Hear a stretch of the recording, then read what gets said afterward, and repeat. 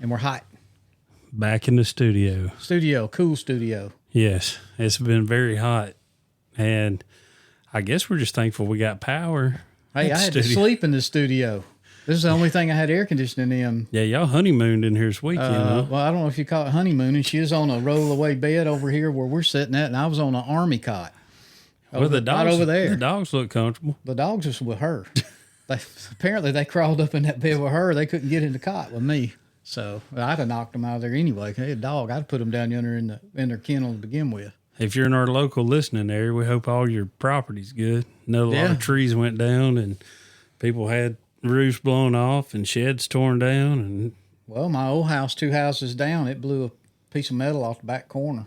Apparently that wind came in, I don't know what direction, but kind of northwest. I don't know. It loves weird. Those low areas. And it sucked it off there. But we didn't get any trees here. But up on the hill, it blew that and down, took all the power lines down. Again.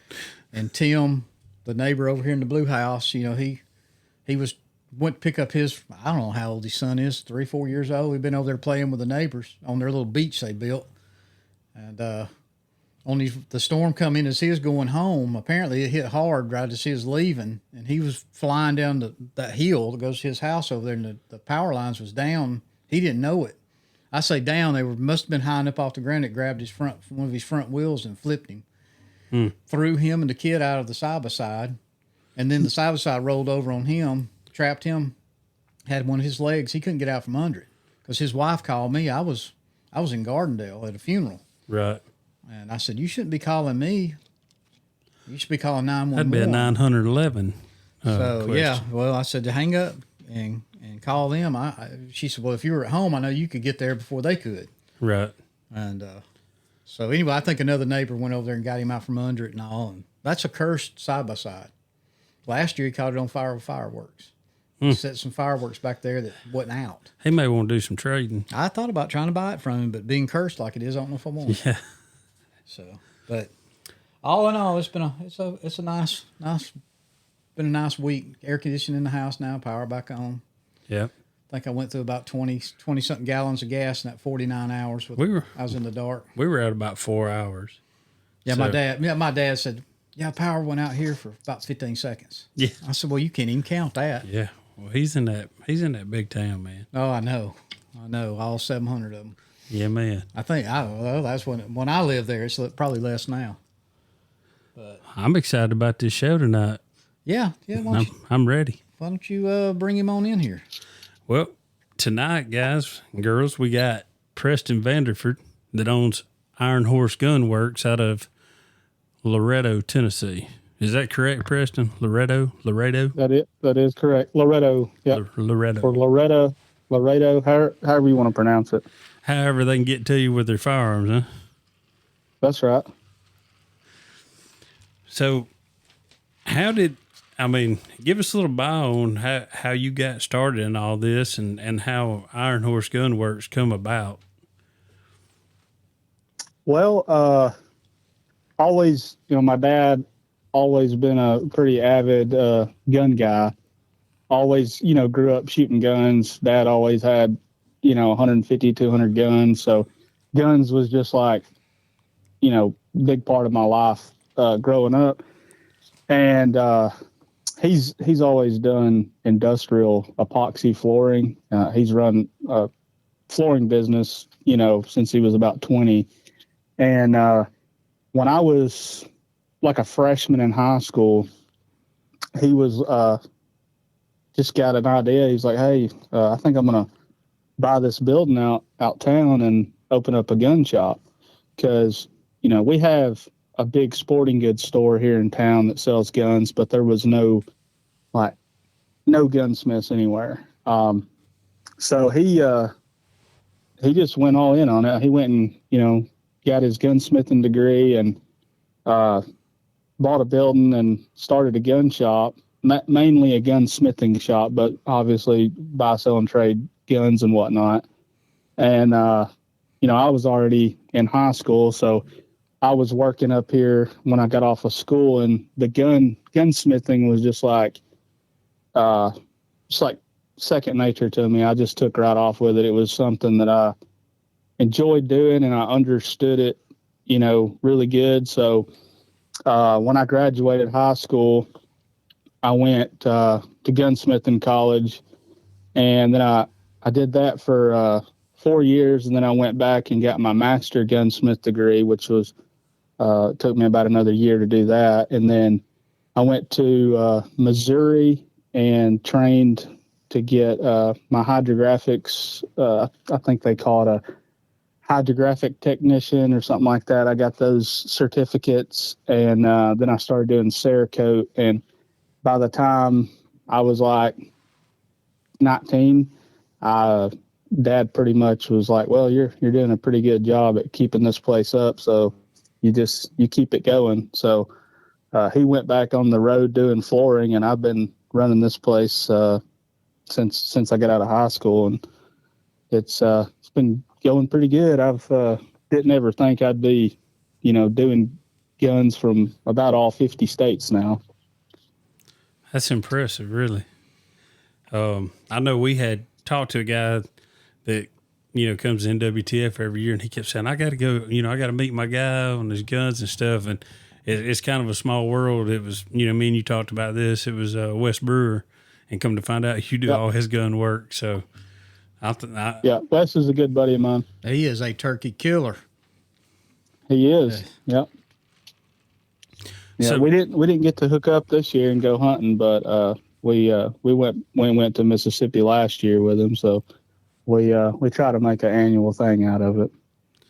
Do you get much time to hunt, as busy as you are? Well, I don't get to hunt as much as I want to, obviously, but I make time for it here and there. I mean, I want to travel a lot more than I get to. Normally, it's all I can do to squeeze in 1 to 2 states a year. So this year I just did all local states. I did southern Mississippi, and then North Alabama, and then Tennessee. But next year we'll probably go out west again.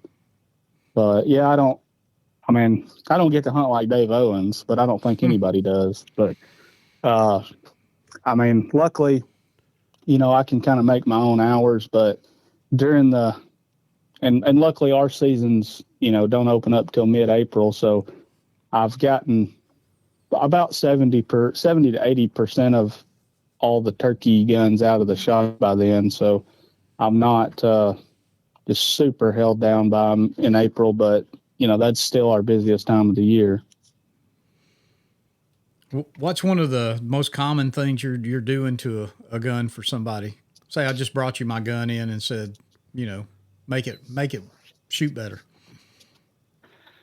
Well, right now probably we call it just a full turkey gun build.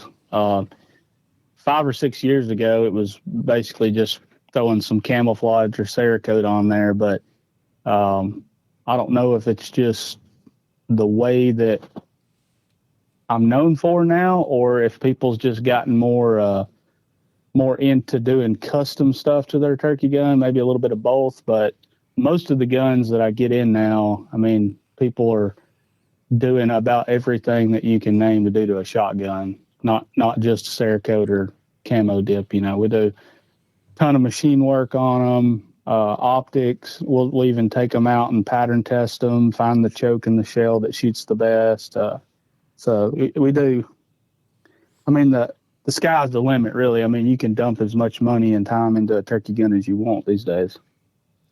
That's crazy. It just, 20, 25 years ago, 30 years ago when I started, you just grabbed a shotgun, whatever you had. And sometimes you spray painted it, sometimes you wrapped camo tape on it, and you just went. Yeah. Now. And that still works. Oh, it works. That still works. But, you're not cool if you ain't got a custom turkey gun. Well, got to have a dedicated. Now with all the traveling, and Dustin and I travel just like you do, and you want your shotgun to perform. You're already spending all that money going out. You don't want, a subpar when it could do something better. Yep, I agree. Well, if you're really into turkey hunting too, a guy that's a diehard deer hunter, he spends tons of money on optics and all that. So why, if you're a turkey hunter like we are, I mean, why wouldn't you want the best you can get? Yeah. Yeah. I mean, I know a guy that, what do you think about a guy to buy a brand new one and just bring it straight to you? 'Cause that's basically what I did with mine. I've never even shot we get that. We get that all the time. We get guns in pretty much on a daily basis that, you know, they're still in the box and the packaging that they've sent to us or we've ordered or whatever, that they just bring it straight to me and just get everything done to it, you know, before they ever even shoot it. Well, I know there's plenty to do to them. I didn't realize really until me and Dustin started hanging out, and he got a lot more into the customization. You know, I just was shooting you off the shelf, Mossberg or whatever, you know, whatever I had at the time. Of course, I've moved on from 12 gauges. Wish TSS had come around 30 years ago, where I wouldn't have need shoulder surgery now. But that's right. But the TSS is definitely taking the market over. It's a game changer, and it is for sure. I know it gets a bad rap. People, you know, I'm killing them at 70 yards, and that's not what it's all about, and all that kind of stuff. But you know, I like them in as close as I can get them. But I've said it before, and they might ruffle a feather if I'm paying the money and I'm traveled all the way to South Dakota somewhere and I need to take a 55-yard shot, I'm going to do it. Now, and with TSS, you can, if you have to. Oh yeah. If you don't want to come back. That's my thoughts. Yeah. And you know, a lot of people are like, well, I ain't paying $60-$70 for 5 shells. Well, if you're a real turkey hunter and you travel all over the country, $60 or $70 is nothing. Look, I mean, you spend that in snacks traveling turkey hunting, you know, I mean, if I drive 18 hours to shoot a turkey, it's definitely not because my ammo sucks. That's right. Well, you know, a $12 shell is the cheapest thing you got in your vest. Most people, you can't even buy a good mouth call for $12. That's true. I mean, that's the way I look at it. I hear people say that, and I'm going, well, yeah, I shot, you know, Winchester Longbeards forever. That was my round. That was the best thing you could get. When it came out, and you know, and I could buy a box of them for what one TSS cost, but like I said, I you know, my mouth calls cost more than that. I know my pot calls and box calls and everything else I got, you know, so that's just not it's not a good argument when somebody tells me they're not going to spend the money on a shell.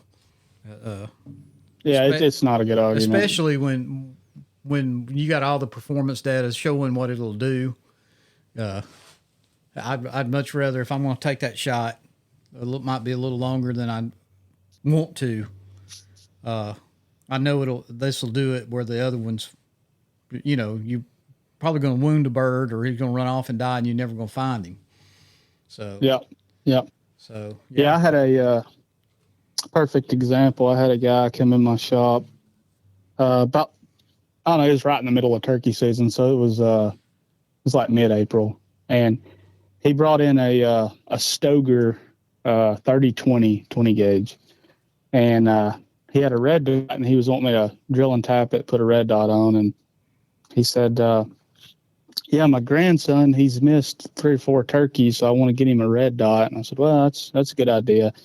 And he's seen my turkey gun leaned up against the wall, which is one of our Rite fly down guns. He said, what is that gun? And he picked it up and he said, man, this thing feels like a toy gun. I said, yeah, well, it'll kill him. And he said, how far do you think you kill him with this? I said, well, I mean, I don't advertise shoot turkeys at 60, 70 yards, but I said, I guarantee you'd flop one at 80 yards if you had a good enough hold on him. And he said, I've never shot a shotgun that would kill one over 40. And he said, I've got 5 or 6 Benellis, and I even bought them high dollar shells, and I won't shoot at one over 40 yards. It just don't put enough pellets on the paper. And after talking to him for a little while, I think I figured out what he was doing. I think he was like, didn't realize that changing chokes and not just shooting the one that was in the gun when you bought it makes a difference. But Before I could explain that to him, that you gotta, try different chokes and different shells, that they don't just shoot perfect out of the box with every shell you put in it. He was like, well, I want to buy this gun. And I was like, well, that one's mine. It's not for sale, but I can build you one just like it. And he said, how much are they? And I was like, well, that one exactly how it is about $2,400. He said, I'll be right back. He walked out to the truck and brought in a handful of $100 bills. And he's like, I want to buy this gun. And I was like, well, I'll build you one. But like I said, that one's mine. It ain't for sale. So he paid me the money and I got him one in the build. He just said, I'm going to pay this, but you got to guarantee me to kill one at 40 yards. I said, that ain't no problem. That's the kind of guarantee you want to hear right there. 40 yards. Yeah. Oh yeah. Yeah. And I showed him a couple pictures of some of the patterns that, I've tested with it, and he just couldn't believe it. And the way he had been doing it, and feel sorry for him because he's probably spent $15,000 doing this, but he had bought like 3 different Super Black Eagle 3s. And I guess he was just shooting the improved cylinder or whatever was in the barrel when he bought it. Oh, wow. And just wasn't happy with the patterns. And I was trying to tell him, look, just buy this $50 choke and it'll make a big difference. And he's like, well, if you're saying that this gun will kill him at that far, I'm buying it. I was like, all right, well, let's do it. So I wasn't going to argue with him about buying one of my guns. Heck no. That's what you're in the business to do, sell guns and work on them. So that's one of the That's one of the questions I wanted to bring up. I wanted some details on how the whole Fly Down series shotgun come about, and without going into any kind of secret squirrel stuff, just for somebody like you say that wants you to put it on the build list or whatever, kind of maybe what's done to them and what they can expect of it. Yeah, absolutely. I mean, there's not really any secrets about it anymore. There never was, really. It's just a gun that I get to shoot every brand of choke, shell, and gun on the market in my line of work, because a lot of these guys, they want me to go out and pattern their gun and test it with this load and that load. That way, when they get it, they don't have to do all that. It's all figured out for them. So every time that I went and shot a Rite, they just shot so dang good, like noticeably better than most other brands on the target, So I was pretty intrigued by them. And a good buddy of mine that's a sales rep for Rite and several other brands in the industry, he sold me a Rite, and it was like a demo gun or something like that. So I got a heck of a deal on it, and it was just a compact 20 gauge Gordion, and I took it dove hunting, skeet shooting, rabbit hunting. I've beat and banged it all around, never cleaned it, and it never gave me any hiccups. So I thought, well, it's a durable gun and it works good, and it's built very, very similar to a Benelli. So after building all these custom turkey guns, like I would say 90% of my customers were getting the exact same thing done to their guns. The barrel chop, take it out and pattern it, trigger job, optic on it, chokes, the whole 9 yards. And I thought, well, why not just have a gun that you can buy that all that's already done to? It make it, because people like simplicity. They like stuff that's just ready to go. Now, some people don't. Some people they enjoy, finding the load for it and the choke, and they like sitting down and doing all that themselves. But the majority of the people, they're just wanting to buy a gun that's ready to roll. So that's, I thought, well, I bet I could sell the heck out of these. So that's what we did. There's kind of a hole in the market there. I think there may be 1 or 2 other companies out there doing something similar, but we were just, we built a few of them, took them to NWTF convention in Nashville. And I mean, if I would have had an 18-wheeler load of them, I could have sold every one of them. And I was like, well, a lot more people are interested in this than I really thought.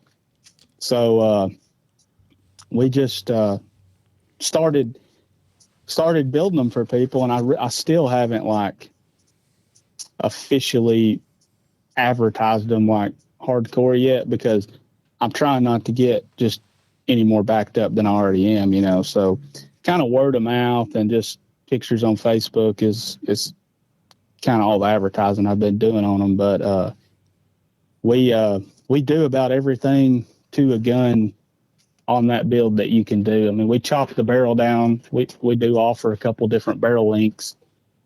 It's already got the compact stock, very short length of pull. We do a trigger job on it. The cool thing about the Retay is it's already got the length and forcing cone from the factory. So that's one thing that, most other guns don't have. You have to get that done aftermarket. And then, we take every gun out, pattern tested at 20 yards and 40 yards. Comes with a choke, comes with the optic. Another thing about the optic that we do that, I don't know if y'all seen the Mossberg 590 Pro, I think it is, that's got the optic cut in the receiver. Mm-hmm. We kind of do the same thing, which what was funny is whenever I did that, I took it to NWTF, which I know Mossberg had already, probably had this in the works way before I even thought of it, but it wasn't a month and a half after I started doing those optic cuts, Mossberg come out with that shotgun that had the factory optic cut, and I was like, but dang, they beat me to it. But we do a ton of those, on other people's guns. But we basically built that Retay to be the perfect short, compact running gun and turkey gun. Obviously it's not perfect for everybody, but most traveling turkey hunters that run and gun, when they pick it up, they automatically want to buy it.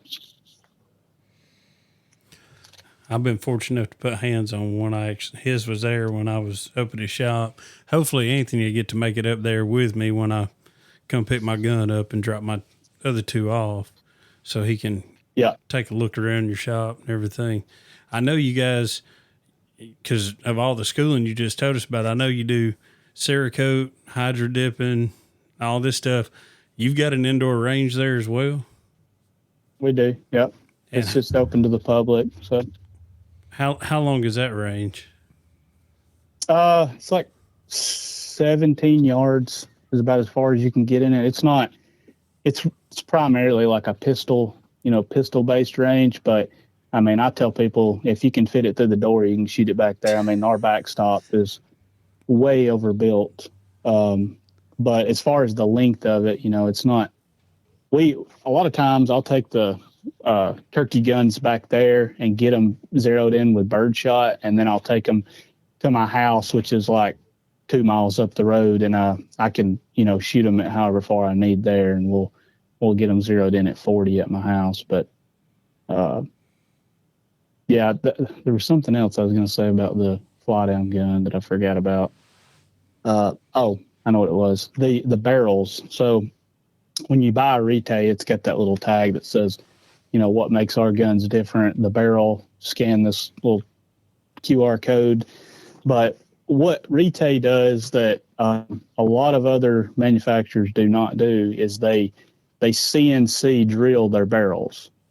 So what that means is every barrel is CNC drilled on a CNC machine from a solid cylinder of steel. So every single barrel is exactly the same as the next. Benelli and Beretta and a lot of other companies, they hammer forge their barrels, which there's nothing wrong with that, but you'll get a lot of inconsistencies in barrel thickness. Like, I've had, we do a lot of choke threading and stuff, and just because I've cut 100 Benellis off at 20 inches and threaded them doesn't mean that your Benelli will be able to be cut off at 20 inches and threaded. So, sometimes they're a little thicker on one side than they are the other. So the barrel being perfectly concentric, that means that, if I buy 100 Retays and I put the same choke and shell in all 100 guns, they're going to perform almost identical to one another. And I'm sure you've seen, you know, as well as I do, like just because you've got a Benelli M2 and you're shooting a 555 Indian Creek with this load, you may put that same choke and shell in the next guy's M2 and it doesn't perform anywhere near that, what yours does. Well, that's why. So with the barrels being identical, you know, every gun that I build with my name on it, you know, I can guarantee how it's going to perform. I guess that forged barrel, like you're talking about, that's why some of them may shoot right a little bit or high or low. It's just because of the barrels are not consistent. That's another thing, you know, that you can get out of the hammer forging. And another thing that a lot of people don't know is most of the European shotguns, Benelli being the most common talked about, is those guns are designed to shoot a 60-40 pattern. So that's 60% of your pattern above point of aim and 40% below, because they're really made for wing shooting. Most of those guns are not really built for turkey hunting.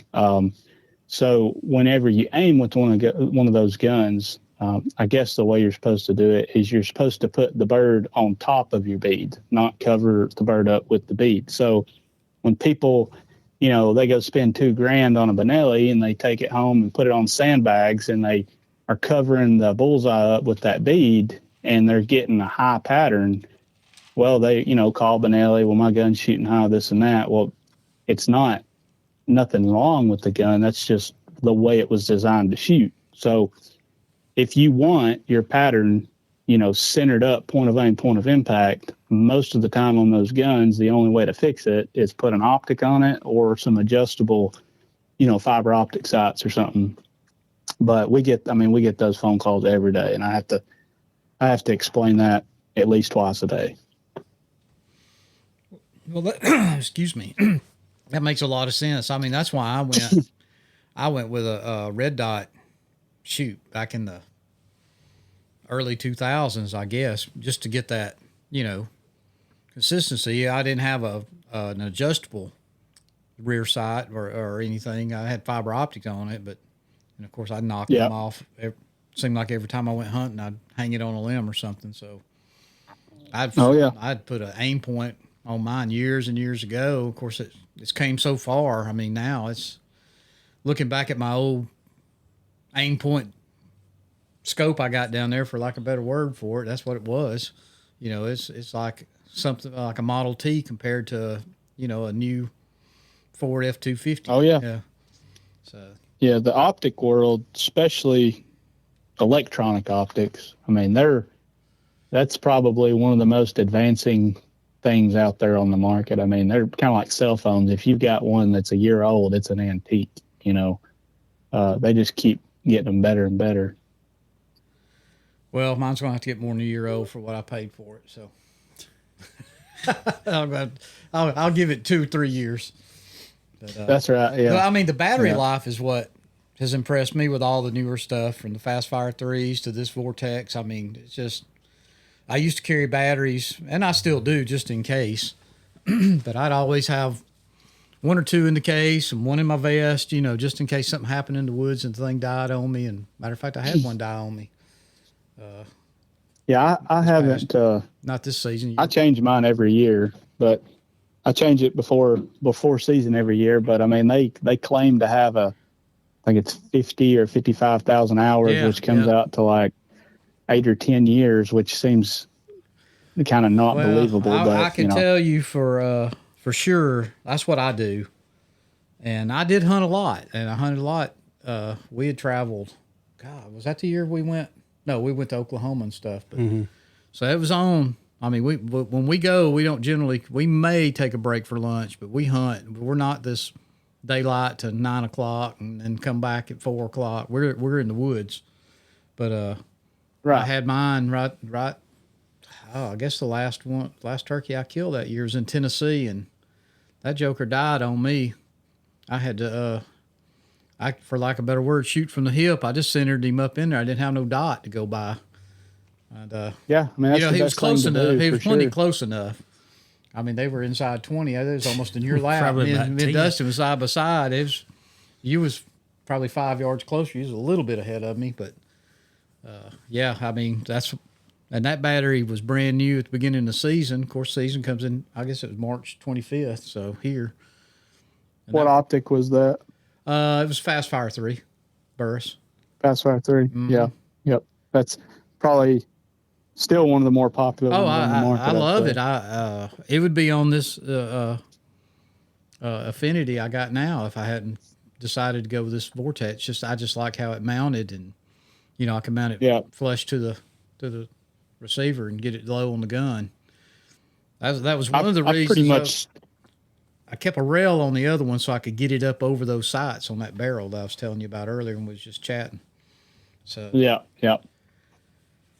They I've pretty much swapped all mine over to Shake Awake optics now. Yep. Just because I don't really ever have to worry about turning it on and off or any of that. Well, I turned this one. It has the option turn it on and off, and Dustin was so pleased with his. What are you shooting? Holson 407. So I worried about it, and so I changed it over and I set it on the bench in there in the basement, and I'd go down there and look and make sure 10 minutes it turned off, and I could just bump it. And I don't know. I'm real paranoid about that because they'll sell you a lot of stuff, but sometimes when you get out there, you'll find out it ain't quite exactly what they were saying it was. Just like battery life, right? They can say that all they want. I don't know where they get that 50,000 hours, if that's on that lowest setting for brightness they got, and I don't know, but it's normally on the I think the medium setting, but most optics nowadays they have a auto setting on them, which is what it's on when you click it on. That's what I used. It automatically changes. That's what I liked about the Burris that I don't like about this Vortex is it doesn't do that. You set it. Now it'll come on to whatever your setting is when after it powers off. But I like that where it adjusts. In low light it's brighter, and the brighter it gets, it'll dim a little bit. I really like that about the Burris. Now, does yours do that on the that Holston, or do you know? No, it don't. Well, I like it. I hope they add that to it. If they do, it'll give me a reason to buy another one, I guess. I've been really pleased with the Zero Tech optics. Have y'all heard of those? I am not familiar with that. Are you? No. I mean, I'm sure I've come across them on Facebook or something, but I've had no experience with them. They kind of hit the market like, I don't know if this story is 100% true. I've heard it by several people, but apparently whenever Nikon quit selling firearm optics, I don't know if it's like an engineer and a sales rep or something like that. They got together and kind of took what they knew from Nikon and come out with the optic Zero Tech. And I was in the sporting goods store down here a few years ago, and they had just started carrying Zero Tech rifle scopes, and I picked one up and looked through it, and I mean, it was like when I looked through it, I knew, well, this thing's probably $1,200-$1,500, and it was like $399, and it was just as clear as the $1,200-$1,500 Leopolds, and then I started, having a lot of people come in with those on their deer rifles, and when I go do a lot of I sight in a lot of deer rifles for people during the fall, and every time I look through one, I was like, man, I cannot get over how nice this glass is for the price. And then they started coming out with red dots and stuff, and like I sell the Zero Tech Thrive HD a lot, and it's got every feature that the Hollow Sun's got, except it's got a little bit bigger viewing window, which is a big thing for me. I like the bigger viewing windows than the little small ones, but I've put mine through the absolute ringer, and I've sold, I don't know, 400 or 500 of them now, and I haven't had anybody say anything bad about them. So we've been selling a ton of those. I'll have to look into that. I like that idea of a bigger viewing window. Yeah. and which I sell. I'm not really tied down to any brand, so I sell. I sell a ton of Burris, Hollisons, you name it, I'll order it for you. I just, a lot of people ask what my recommendation is, and I'll tell them. But if you wouldn't believe the amount of people that'll go buy, the most expensive shotgun on the shelf, and then they'll order a no name brand $42 Red Dot off Amazon. And then I used to hunt with a guy just like that. I tell them it's a bad idea. That's one thing do not cheap out on is an electronic optic, because you're going to pay for it. You're 100% right on that. Yeah, my old turkey hunting partner, he would do that. I mean, he'd spend all kinds of money, ammo, fixing his gun up, and then he'd go buy. And I don't know if it's good or not. I didn't like it. I think the last one he had before he died was one of these big old giant True Glow. Gobbler stop. Yeah. I mean, but that's right. He might get a weekend out of a battery. I mean, it's just, and he was always griping about it. And I'm going, well, you're the one that talked me into buying an aim point years before. Now, that because that was top of the line back then when it came to red dots. I mean, they still are. Yeah. They still are. That they just don't really make anything in that I know of. They don't really make any like micro dots. All their stuff is more like AR style combat optics. Yes, and that's exactly what I used to shoot on my shotgun. I had a rail on it mounted. I mean, it worked perfect.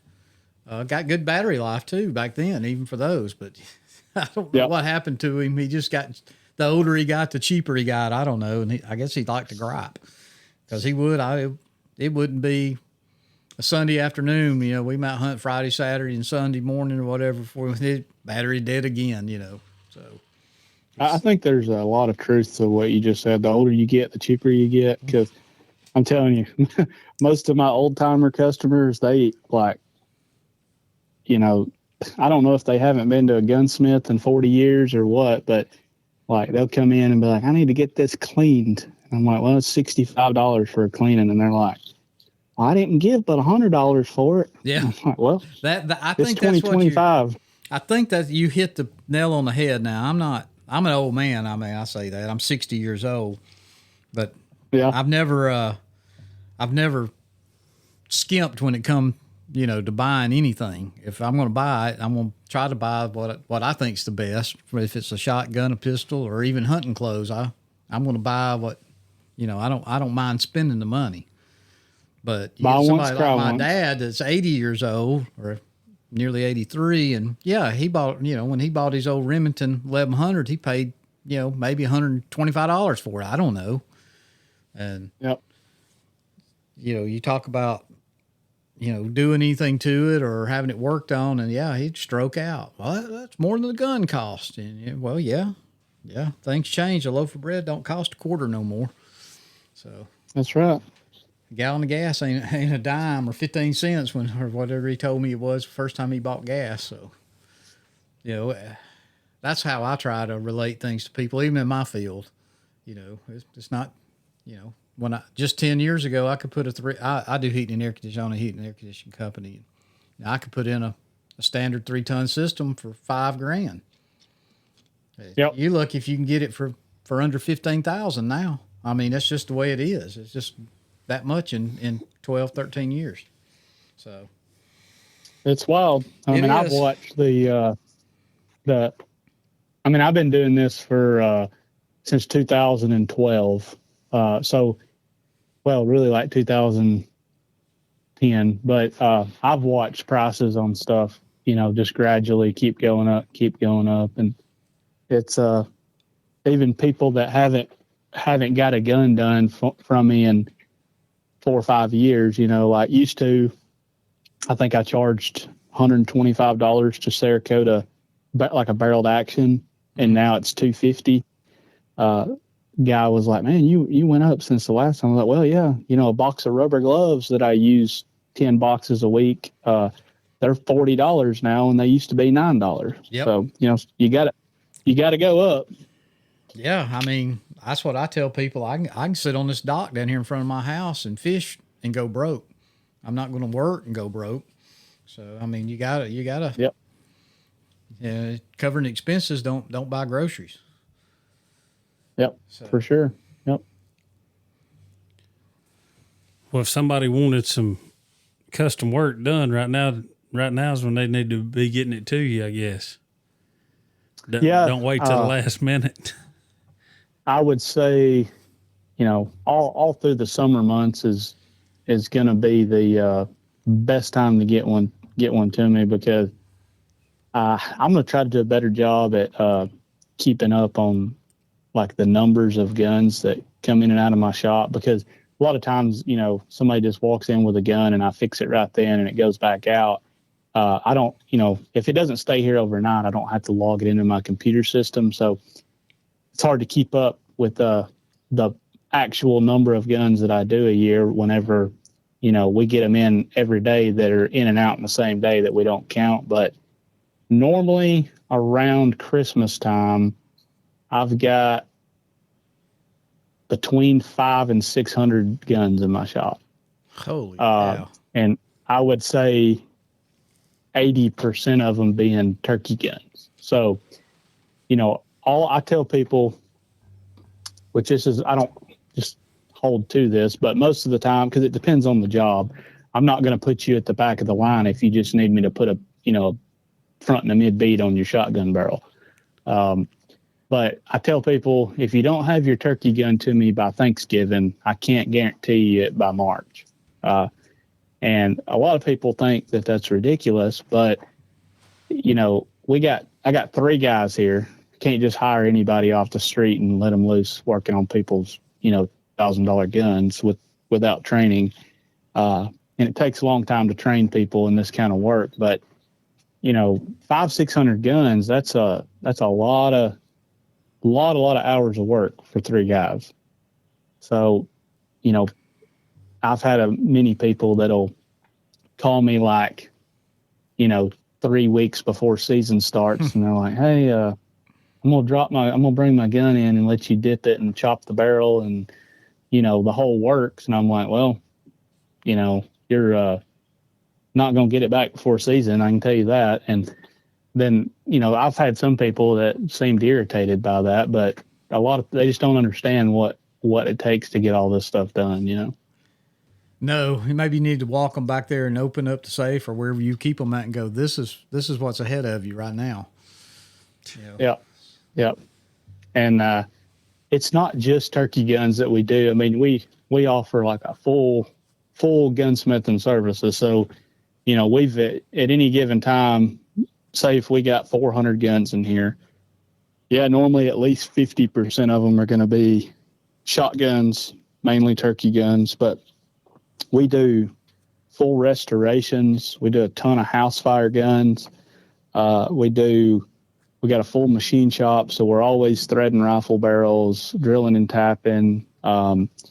Just anything that can be done to a gun, we offer it. So, and a lot of this stuff takes an extreme amount of hours to do. Like, for instance, bluing a Browning BAR, we may have 14 hours of hand polishing in that metal.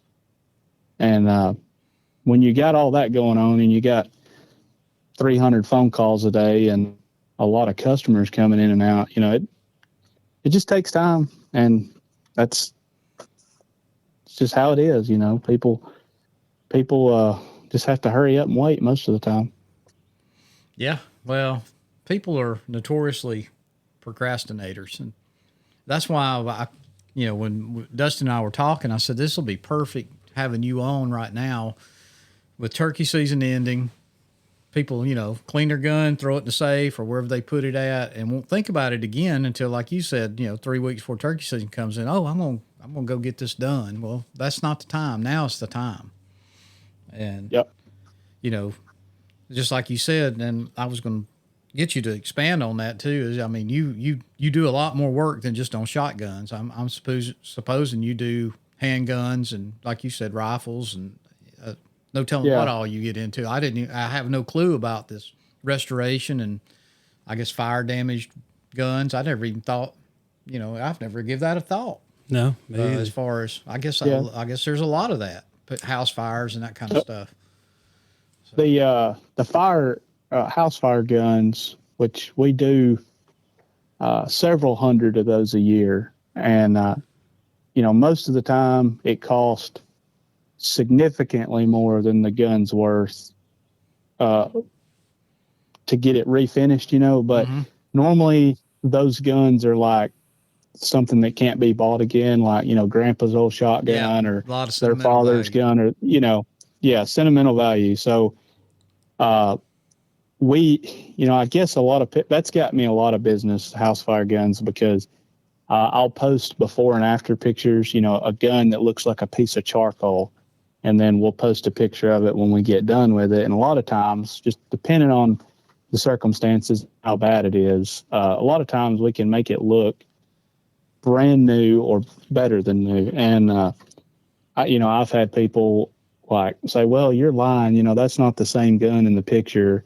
There's no way that that's possible, that you can make it look that good. But you can if you know what you're doing, and if it's not too bad. But the house fire guns, a lot of times, if they're in a really good safe and the fire didn't get if the safe didn't get directly in the fire for a long amount of time, what'll happen is they'll just get humidity will build up in that safe under the heat, and they'll get surface rust. And I don't know how smoke can creep its way in there, but that smoke will stick all over the gun. And we've had guns come in that look like you spray painted them black because of the smoke soot.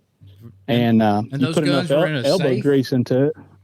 Yeah. Mm-hmm. Yeah. I can believe that. A friend of mine's house caught on fire, and they actually had smoke in between pages of books. It was, I couldn't believe it, how fine that. And that smoke, with the humidity and it baking on there, that smoke will really stick to those guns. And we've obviously figured out a really good way to clean them and get that off. But we've had guns come in that literally look like they were spray painted black. And after a couple hours of cleaning, they looked exactly like they did before the fire. And, but I've also had guns come in that got so hot that, some of the metal started melting. And normally, we just tell them there's nothing you can do about that, Yeah. No, I could say, when one melts down, what can you do? It's, a lot of guns have aluminum parts on them and steel parts. So whenever you start seeing aluminum parts, they'll start oxidizing and getting all flaky and stuff. That's a good indication that they got significantly too hot to be safe to shoot again, And I've also had people that I told them, look, this gun's not safe to shoot. Even if I can make it look good, it's not safe to shoot. And I've had people pay me before to refinish a gun that'll never be shot again, and take the firing pin out of it. That way nobody tries to shoot it. But just a wall hanger. Some people, they just sentimental. They just want it to be, look good again, I guess. I can see that. Especially if it's grandpa's old shotgun or something that was real special, near and dear to him. That's why I've got a safe full of them. I just can't sell them. I'll probably never shoot them again. All of them, but maybe I think I got a couple down there that's got, Damascus barrels, some old shotguns. It was my dad's that, you can't shoot or, just because it's not safe. But I don't know. I can't get rid of them. Especially my old 12. I've got 3 old 12 gauges I turkey hunted with over the years, and I just can't get rid of them. I'd probably give them to my son if he wanted them, or, but they just got too many memories tied up in them. I'm the same way. I try not to sell many of my guns unless they're just, something that I picked up to flip. But normally when I buy a gun, it don't get sold. I've sold. Well, now I ain't gonna say I hadn't sold a shotgun, something I wasn't attached to, but I've sold two guns in my adult life. I say adult life, from young adult. So one pistol. When I first got married, I needed a refrigerator, and I sold that gun, and it was a little Walter PPK, a little 380, and I sold it to he was a guy a lot older than me, and he gave me just enough money where I could buy that refrigerator. And to this day, when I see him, he don't carry it anymore. He used to carry it. I always pull it out and go, "You remember this?" And I'm going, "Yeah, I regret it till the day I die." I sold that pistol. And then I sold a 45, a Colt 45 I had, and I could beat myself in the head. I didn't even need to sell the gun. I just sold it, just one of those spur of the moment things that catch you off guard. But yeah, I just can't get rid of them. That's why my safe's so stuffed full now. I need 2 safes. I'll be honest with you. Just ain't got nowhere to put it. I've got way too many gun safes. Well, I bought a 50 gun one, and it's holding probably 100 in there. They're stacked way too tight. I have to be real careful. It's a project to get one out of the back. So I know exactly what you mean. Especially when you got to go through and clean them. You can wipe them down, keep the rust out. It's pretty good. I mean, it's in an air conditioned space, and I got a humidity rod in there and that kind of stuff. But you still got to take care of them. But that's right. So I don't know. Have we missed something? As far as probably a lot of things. I'm sitting sure here trying to think. 100 people go, "Well, you didn't ask this. Why didn't you ask that?" Well, Preston, if somebody want to check out your work, what kind of social medias are you on, and do you have a website and that sort of thing? I do have a website. It's just IronHorseGunWorks.com. I have a marketing team that I pay to keep up with my website and put any kind of specials or promotions, anything like that on it. But as far as the website goes, it's got some pictures and whatnot on it, and those people, they do keep it somewhat updated. They'll pull pictures off my Facebook and put on there and stuff. But really, my Facebook is going to be where you can find all of my work at. In my photos on my personal Facebook page, I've got 2 Facebook pages that are kind of linked together. The one that I post most on, it's Preston Vanderford, IronHorse GunWorks. That's, I kind of use it as mainly just a business page, but there's thousands of pictures on there. And then my IronHorse GunWorks Facebook page, there's a lot of pictures on there too. But I would say, word of mouth is really, word of mouth and Facebook is where most of my business comes from, I'd say. But you just get on there. I'll definitely shoot me a message. I'll put links to all that in our show notes too. Your Facebook address and the website. I don't know. I guess so. You're not in Instagram or TikTok or none of that kind of stuff. No, it's too much to keep up with. One social media page is enough for me. I mean, you're right. It would be a full-time job to do, the Instagram and the TikTok and Twitter and all that stuff. I mean, well, I will say you can link your Facebook to Instagram, and anything you post on Facebook, it just drops it into Instagram. Because there's so many people, especially the younger people, they don't mess with Facebook so much. And so, I've had a little issue with that because I've got my personal page. I've got a work page, actually 2 different company Facebook pages, and we got our Meeting 2 page, and I hadn't figured out how to get certain things from one to the other, but I have had great luck with TikTok. I was not a TikTok fan, but we have really picked up the people over there. I just couldn't believe the people that jump on there. I guess they like to see videos and that kind of stuff. That's all that really is. Yeah. My wife, she's a TikToker, and she has gained hundreds of thousands of followers on TikTok. Oh yeah. And well, I ain't got that many. I need to find out her secret. She was like, if you posted, some videos of you dipping guns and machining barrels and doing the work that you do, because there's not a whole lot of that on TikTok. No, there's not. And not. I know there's a big group of people on there that would enjoy seeing that kind of stuff, but I would literally have to hire a camera guy because I don't have the extra time to make TikToks at work. Yeah. So I'm normally, from the time I walk in till the time I leave, I got a shop phone in one hand and a cell phone in the other hand, and people walking in. So it's normally just wild and from daylight till dark for me. Well, and that's a good problem to have, though. I mean, if you're struggling, I mean, it is a good problem. Yeah, it is a good problem, and like a lot of times, like right now, that I've got at least 25 to 30 Facebook messages that I've gotten today that I haven't responded to. But normally, when I get home and lay down in bed at night, I'll start scrolling through my Facebook messages and respond to everybody.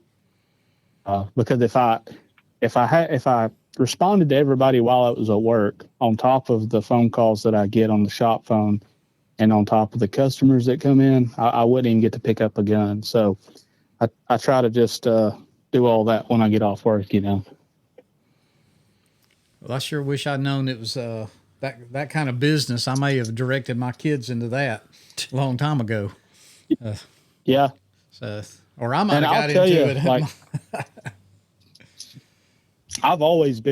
we've always been pretty busy, just because we're probably the only people within a couple-hour drive that even works on guns at all.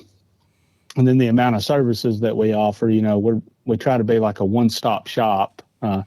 You've got people that tinker with guns at home and do kind of the gunsmithing thing, and then you've got places that do Cerakote and places that do, custom rifle builds, whatever. But we try to just cover all the bases and do everything. So we stay pretty busy like that. But whenever I did Dave Owens shotgun with the Pinhoti Project, and he did a YouTube video on it, I went from doing 700-800 guns a year to easily 3,000 a year now. Oh yeah. No, I can see where that would happen. I mean, he has a tremendous following, and his little disciples, I don't know what you call them. I mean, Dave Owens is a great guy. He's done some amazing things. I mean, I don't think there's a better caller on the face of the planet. So, he's got it figured out. That's for sure. He's done it. I mean, I'll give it to him.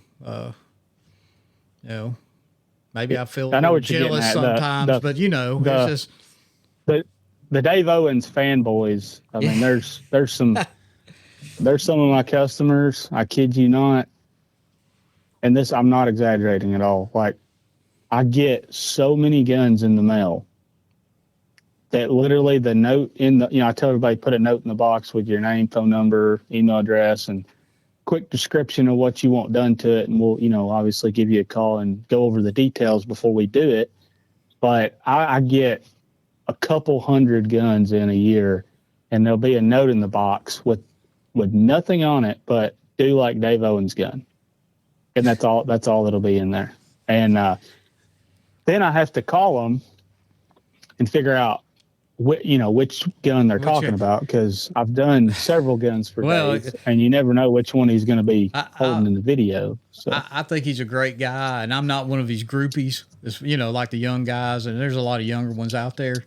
And I didn't even know he had shot this Infinity gun that I bought. And when I bought it, Dustin, first thing Dustin told, you got your shotgun like your buddy Dave Owens. And I went, what? And I didn't even have a clue, That's not. That was not I recommended that shotgun, though. You was probably just trying to sink me there. No, I mean, like I said, I don't have anything. I'd love to have him on this podcast one of these days, but I have nothing against him. But he does have his little groupies. Or I don't know what you call them. And that's good for him. Good for him. I hope one day somebody says the same thing about me. It's like anything else. I mean, any person that's got, a spotlight on them in the hunting industry, people will, they want to use down to the dang shoelaces. They want everything that they got to be exactly like that person, which, I mean, there's nothing wrong with that, I don't guess. But just because Dave Owens uses it doesn't mean that that's the only thing that works, No, it doesn't. But I tell you, and I heard him on a podcast. I don't know where it was, what podcast. One day he was on. Somebody was asking him about, what turkey vest he wore, and he wouldn't even really talk about it because he said he just modifies every vest he's ever put on. Yeah, but he could probably if he signed on with somebody that made turkey vests, he could make probably multi-millions of dollars just off his name being on it.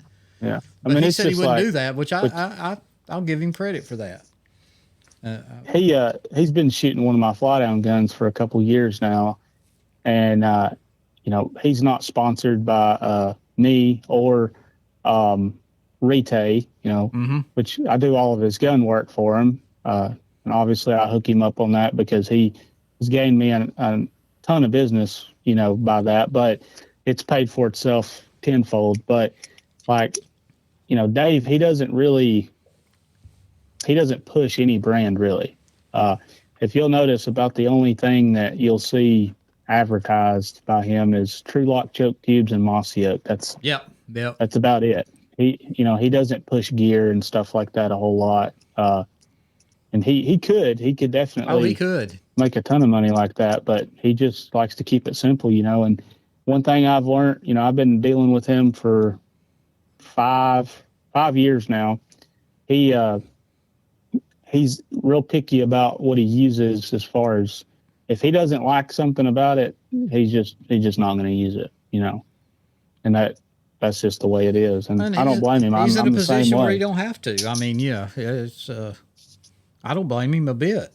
I mean, this is, he does it because he loves it, but it's also his livelihood nowadays too. Yeah. I guess other than selling T-shirts, but because he does. Yeah, just like the, have y'all seen his video on the Benelli Ultralight that we did up for him? Yeah, I have.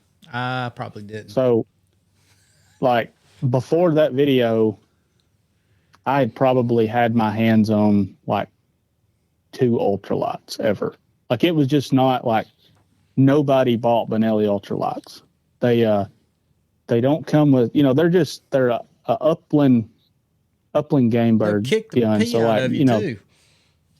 They were built for probably shooting pheasants or something of that nature, but you just never seen them ever.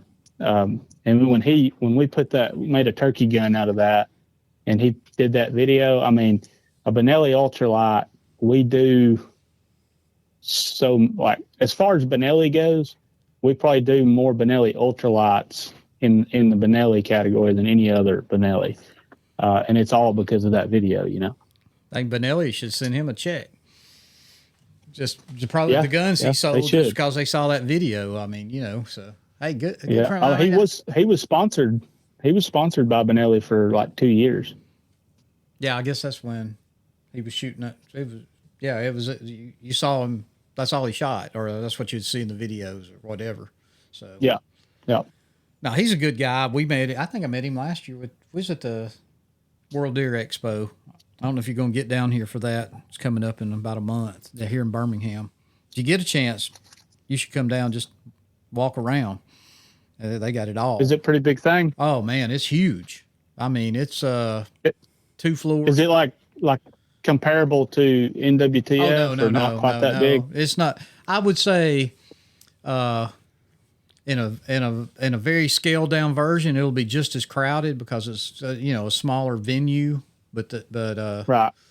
I guess they probably have 1,500, 1,600 vendors there. I know they sell by booth numbers anyway. And is it similar to the? And it might be the same one. They might just move it. But I used to go to a fishing and hunting expo in Huntsville. It's a little bigger than that. It's Von Braun. Yeah, it's bigger than that. It's bigger than that. They claim it's. And apparently they haven't been sued over there, the world's largest deer expo. So it's not. Oh, so it's primarily deer. It's primarily deer. They used to call it a deer and turkey expo, but they took the turkey name out of it. Now there's still plenty of, turkey stuff around because that's what we go look at. Right. But they actually for a few years broke it up, and they had a deer expo and a turkey expo. But the turkey expo, just there's not as many hunters like deers. That's the money in every state. Yeah. There's more deer hunters than there are anything else, I guess, out there. But absolutely, yeah. There's always a good supply of turkey, calls and guns and anything you want to look at. Everybody, but it is primarily a deer show. I mean, there'll be people selling jewelry cleaner and necklaces there. Just like any expo. Oh yeah. But it's well worth the time if you want to drive a couple hours and go down there. Saturday's the big day. I think they start like Friday afternoon and then they run through Sunday. I don't know, 6 o'clock maybe. I don't even know if it goes that late. Might be 5. But it's packed out. I mean, you'll see people. Eddie Salter's there. There's a lot of turkey hunting names that'll pop in and out. Right. Yeah. I think Trent Ellis he's one of their little celebrities that's going to be there this year, and he'll be hanging out at a booth or two. Of course, the Meeting 2 guys will be there, but nobody knows that. We don't get advertised. So, but I seen you on TikTok the other day, one of your videos. Oh, did you? It actually popped up come for across you? me. Huh. Yeah. Well, all right. Yep. That's good. I don't remember what it was, but I remember seeing that name. Well, yeah, a lot of people see it and think we're a restaurant supplier or something, but it is what it is. Or in the industry. Yeah, we might be yeah. Or you sure don't want to Google Meeting 2. You'll get all kinds of weird stuff pulled up on that, and none of it. So as far as y'all's normal people that y'all have on the podcast, is it pretty much all turkey hunting based? Oh no. I mean, we have really concentrated on it since the spring. Yeah. I would talk about it every day, but I don't think people turkey hunters will listen to it. But once again, you want to keep everybody as interested as possible. That's why what you do. I mean, I know we primarily talked about turkey hunting, shotguns, and that kind of thing. But anybody, deer hunters, if they need a rifle worked on, that you're the guy that they need to talk to. Sounds like to me, right? Or have a pistol deal. Well, a lot of people don't know how to properly clean one. No, yeah. No, I know. I can tell you one guy, and that's my 80-year-old dad. He can't clean a gun. He never cleaned them when I was growing up. He'd hand them to me, and then when I moved out, he quit doing it. So, I cheat. I use a ultrasonic cleaner a lot, so it's. Throw all the small parts in the ultrasonic, then I ain't got to do a whole lot after that. Swab the barrel out and grease the threads up and all that good stuff. But I cleaned them by hand for years. But the ultrasonic cleaner, when you do, 70, 80 cleanings a week, the ultrasonic cleaner definitely comes handy. Oh, I can see that. Yep. I might when I come up and bring that barrel, and I will bring it to you.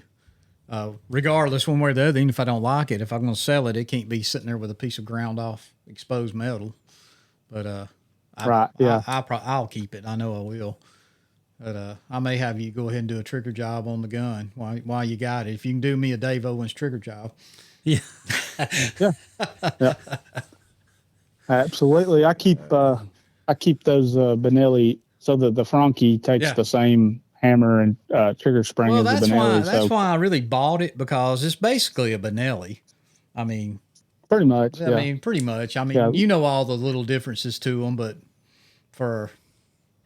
we still do. I mean, we still do a ton of Frankes. The main difference is the recoil systems under the forearm versus the buttstock, but they're, it's made by Benelli. It's pretty much the same gun. Yeah. So, I may just go ahead and bring it up there and drop it off and let you work it. And, I don't know if you do something on safeties, make them smoother or anything else. I don't really have no trouble with the safety. But there's really not much that you can do to a safety. It's a real simple design, and it's just a little detent, spring-loaded detent. So, I've never actually been asked that question before. So I don't, Hey, look at there! Start doing safety jobs. New. Yeah. Can you, so they don't pop so loud when you push them off.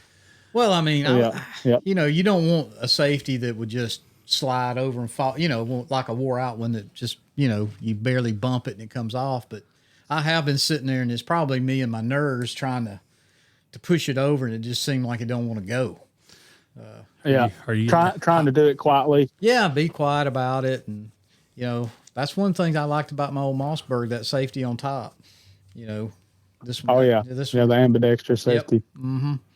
It was, I could always get it moved. I don't know. And it could be just the You angle of my wouldn't believe thumb. how many of those we replace. Really? Just I keep a Ziploc bag full of those. So underneath that safety, there's a little tiny detent, the little tiny BB, and that's there's a spring under it, and that's what gives it the click. But the plastic button, they break. I've never broke one, but I keep a dang bag full of them because people come in all the time with them broken or not clicking or not working. So I bet I replace, I don't know, 5 or 6 a month at least. Really?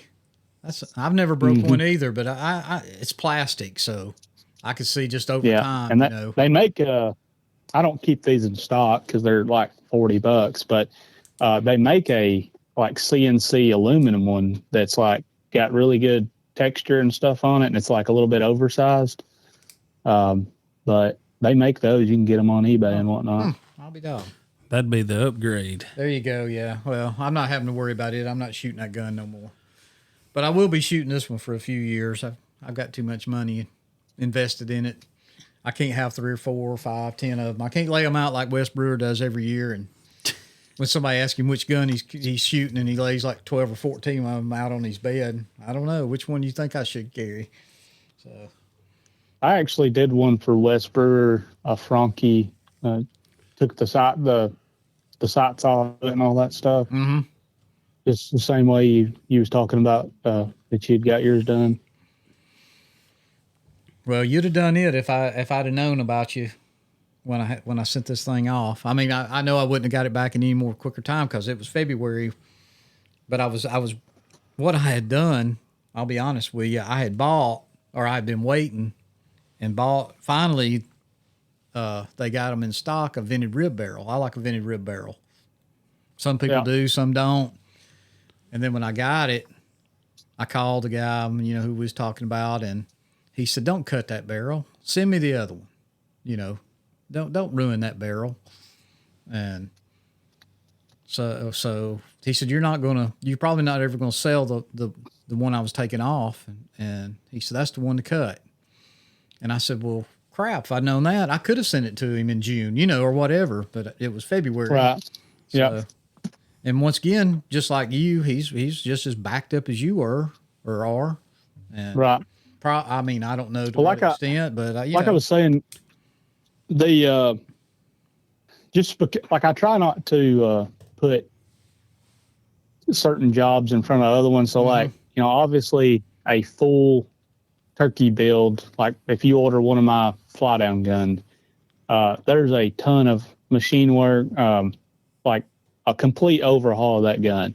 It takes a while, but like if you bring in a shotgun barrel that you just need shortened and threaded, a lot of times I can get those worked in a little bit quicker than a full overhaul on a shotgun. So I don't know. I try to just prioritize the jobs as how they come in. Well, yeah, I even if I'd have got it back, I probably wouldn't have. And I did. Well, I did get it back, but we'd already filled out our paperwork. We were going to Canada, and it's an ordeal to get your shotgun across the border. And I bet not as bad as we thought it was going to be, but still, I had already put in all my barrel measurements and length of the gun. They asked for really crazy stuff that I don't even think that the border people never even pulled out a tape measure and measured anything. They just kind of looked at it and made sure the serial numbers were right, I guess. But I wouldn't have carried it because I would have had to change all that from the standard barrel that was on it. So right. Well, what else we got here? We've talked about everything. I know we've kept you now going on an hour and 15 minutes anyway. So I'm sure you want to. I'm trying to think. I'll be ready to talk to you in person soon, I hope. You keep on saying that. You keep Oh, bringing yeah. that up. I got to bring my 2 rifles. I got to get those threaded Well, I do have one I got to get threaded. for my Ken. Yeah.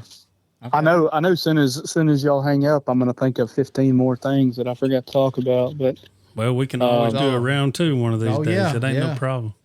If you're willing, we're always looking for good there's topics, and you can talk about guns forever. Endless amount of things to talk about in this category. Do you do laser engraving?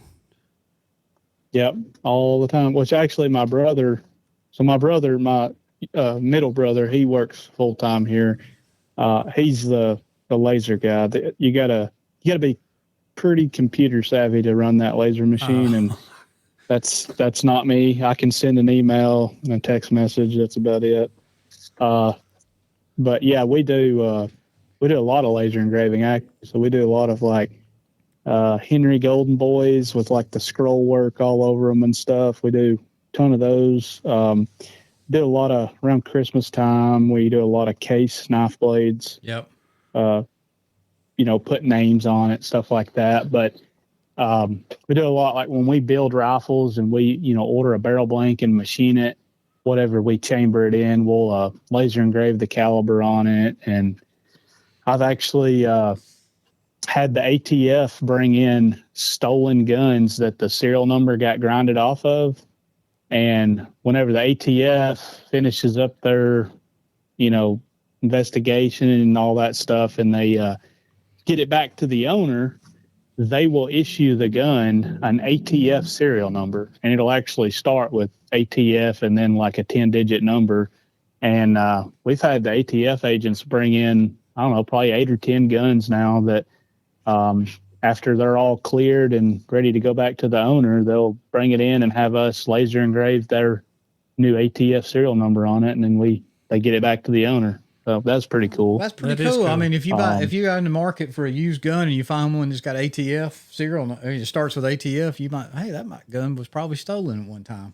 Yeah. I mean, that'd be pretty cool. The crazy part is what's wild to me is like we had I don't know if you're familiar with the Glock pistol. Oh, yeah. But a Glock, they stamp the serial number on the barrel, the slide, and the frame. Yes. Well, we had the ATF had brought in a Glock, and it was stolen in Nashville somewhere, and it got recovered like a year and a half later. But they had took a Dremel tool and grinded the serial number off of the frame, which is actually the frame of the gun is the gun. That's the only serial number that matters is what's on the frame.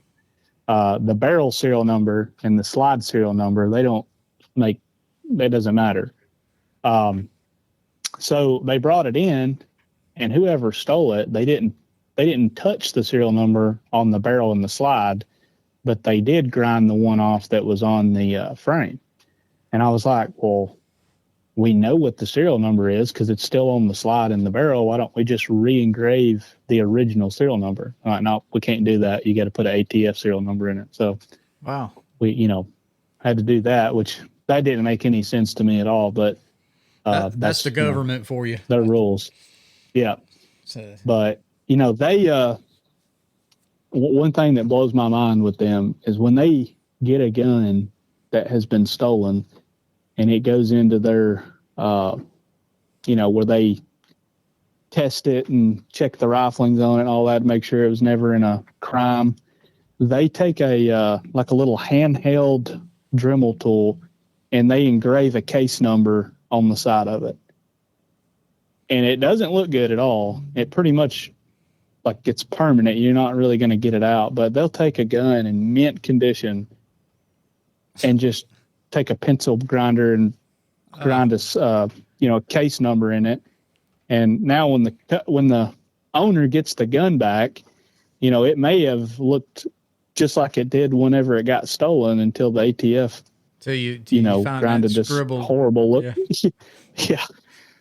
So I'm like, there's probably other ways of doing that, but that's the way they do it. They could bring it to IronHorse GunWorks and get that engraved in there also. More business, more business. Well, but yeah, the laser engraving is pretty pretty popular. And I mean, we don't just do on metal either. Like we do like stippled Glock frames. So like if you wanted the texture on your Glock frame to be, diamond plate or carbon fiber or flames, just, you name it, we can do that as well. If it can be programmed in, you can do it. Yeah. Like we've done some like Star Wars pistols and oh God, I hope my son Deadpool. don't hear this.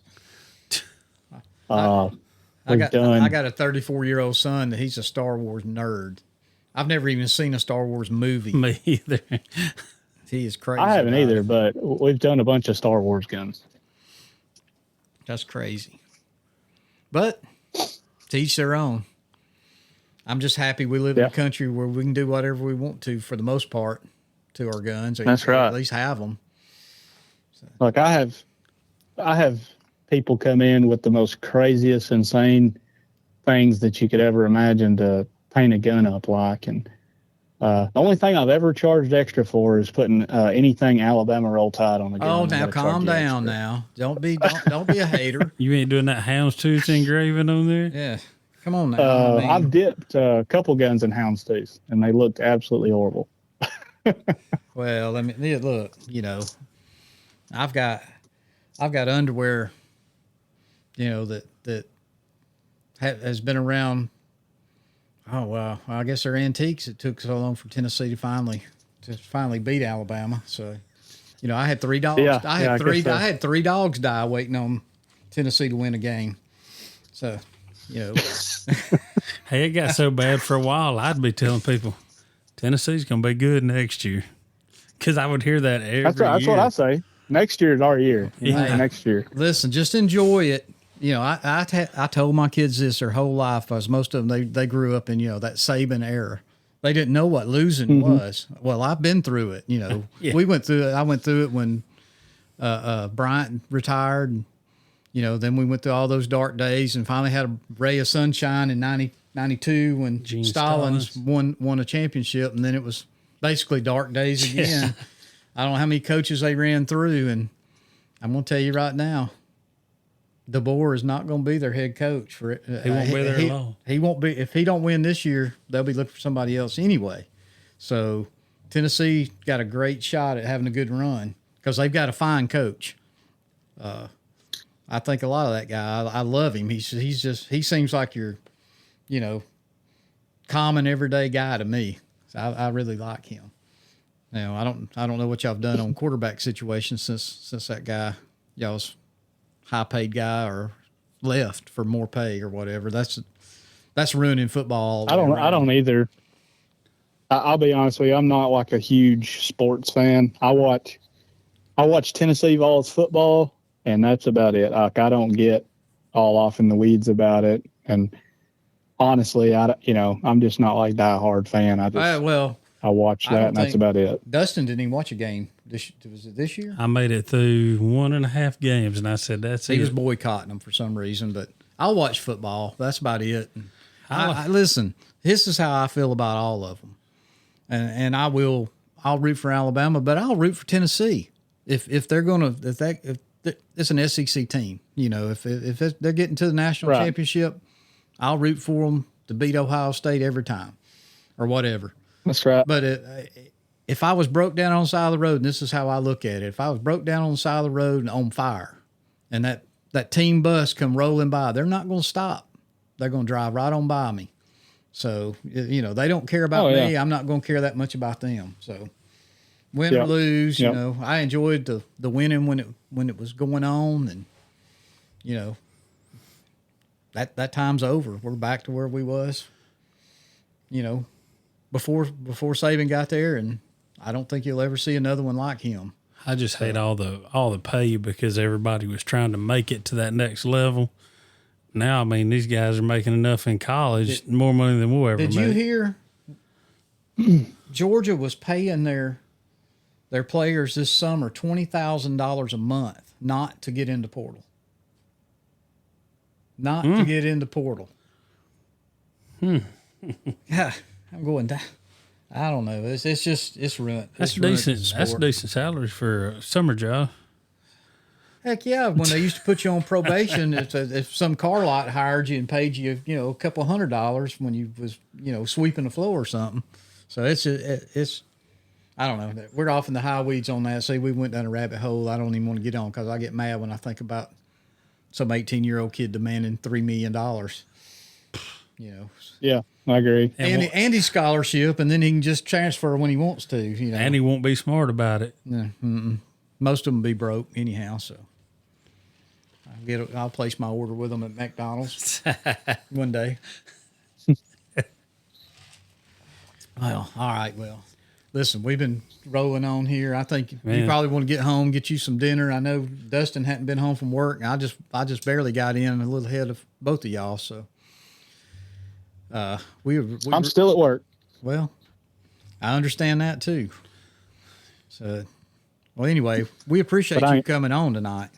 Yeah, I appreciate y'all having me. Hey, you got something coming up, or you got something special, and you wanna talk about it and bring it up, just holler at us. We'd love to have you back on. Like I said, I think this is something, like you said, it's endless in what you can talk about and do, and probably what you do, like the engraving thing that just popped up here at the end. So, oh yeah, and if y'all want to make like a checklist or something that way we don't forget to bring a certain topic up and do it again sometime, because I'm telling you, there's we just scratched the surface on this stuff, and maybe as we get closer to the fall or deer season, that kind of thing, we may get you back on here to talk about rifles and optics for them, what you can do to them, what all the different things about them, suppressors. I don't know if you deal in those or not, but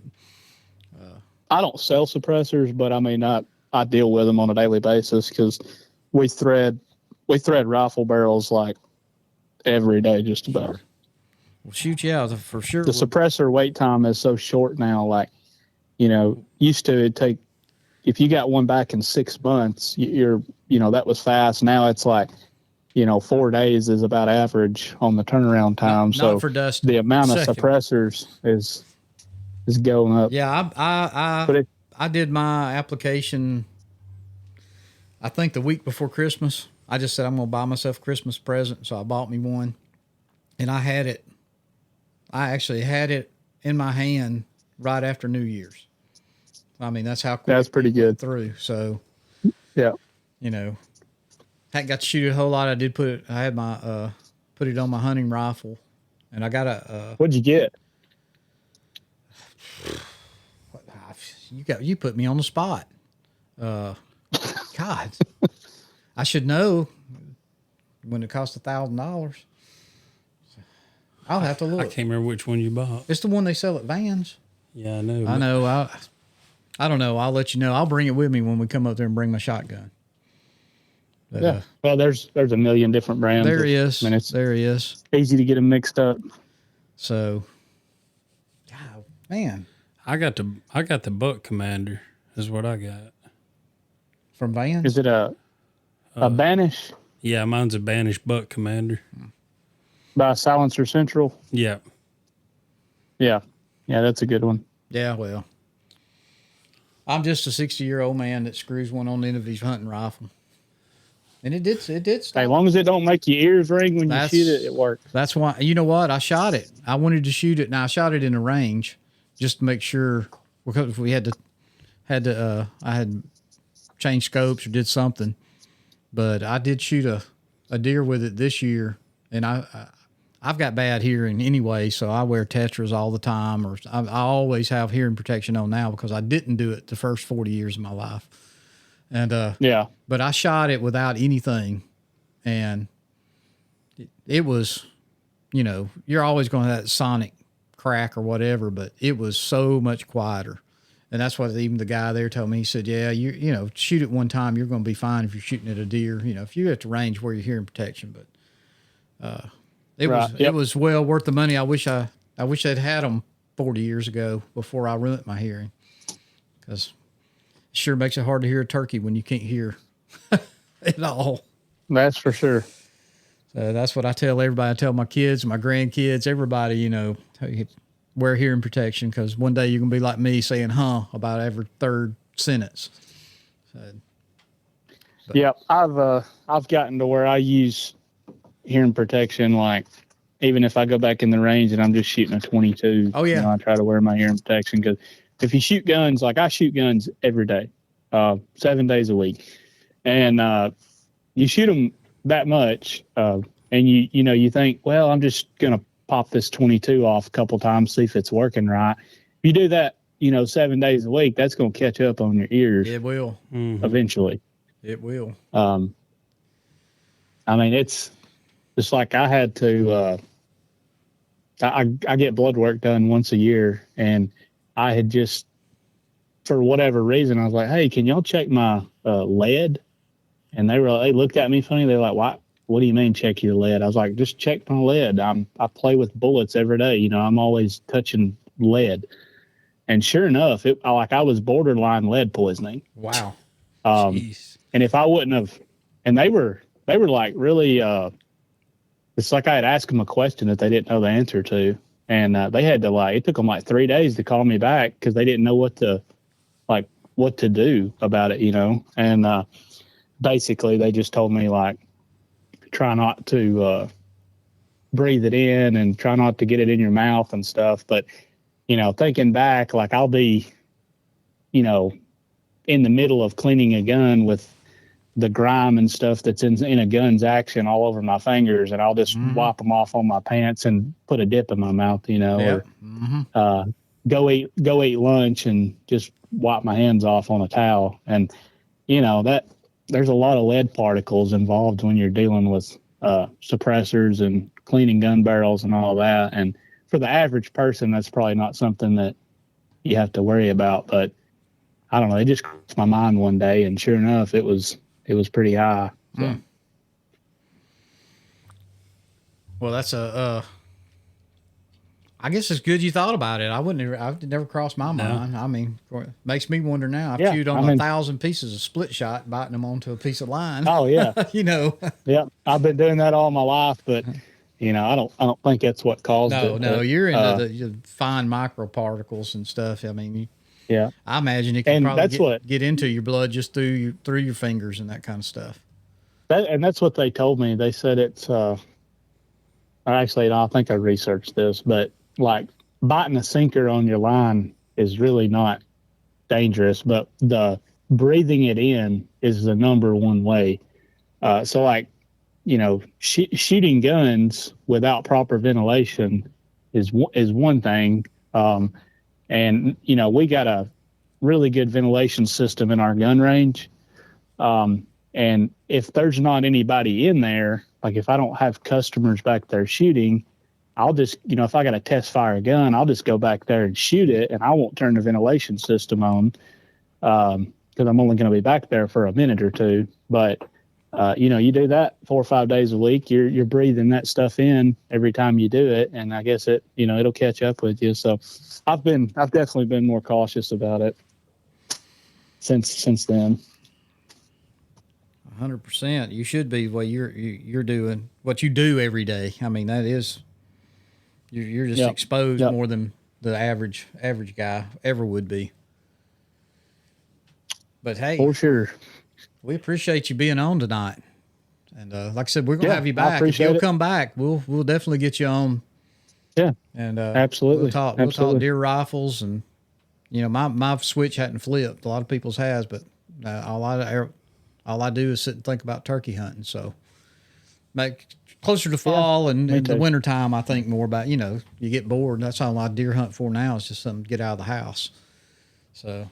Oh yeah, me too. Yeah, I get fired up there for a couple of weeks during the rut. I'll hit it pretty hard, but after that, it's just something to pass the time, really. Same way with duck hunting. I do a little bit of duck hunting and goose hunting, but it don't hold a candle to gobble at 20 yards. Yeah. Oh no, there's nothing like that. That's why I do it. That is exactly why I do it.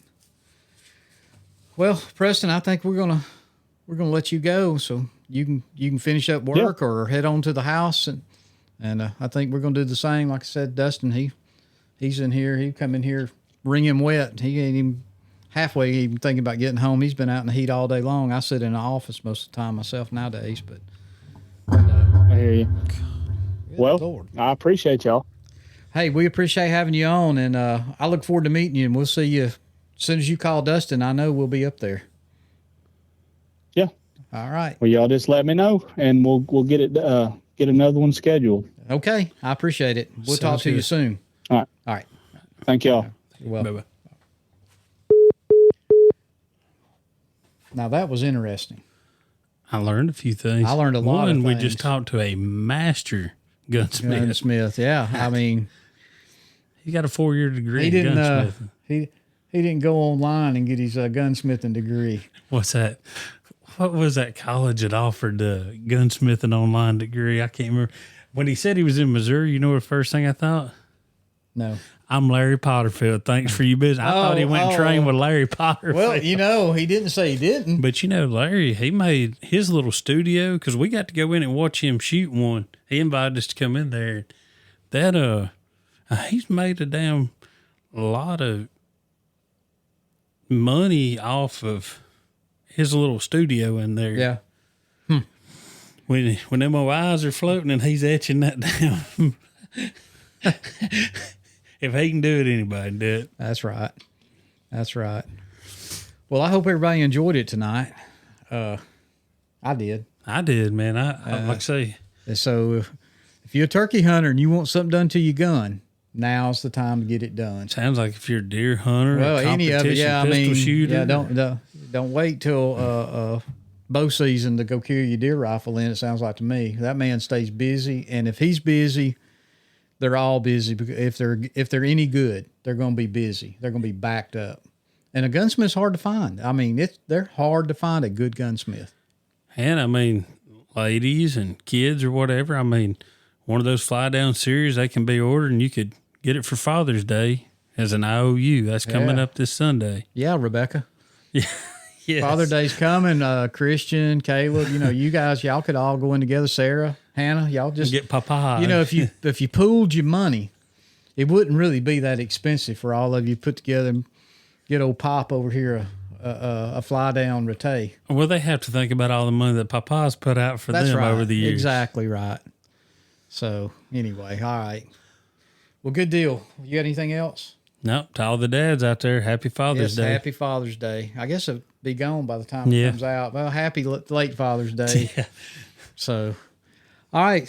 So, I guess ain't nothing else. We'll see you guys in a week, and take care of your trees because that's where the turkeys sleep.